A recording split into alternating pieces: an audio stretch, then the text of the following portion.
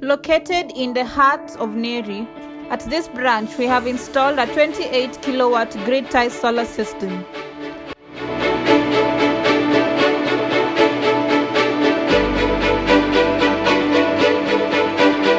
A powerful 38 kilowatt inverter ensures efficient conversion of solar energy into usable electricity for the bank's operations.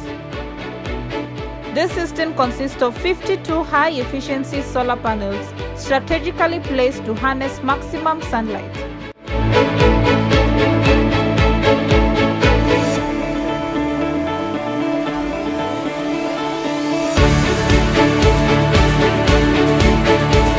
By utilizing solar energy, they are reducing their reliance on fossil fuels and minimizing their carbon footprint, saving up to 40% on their electricity bills.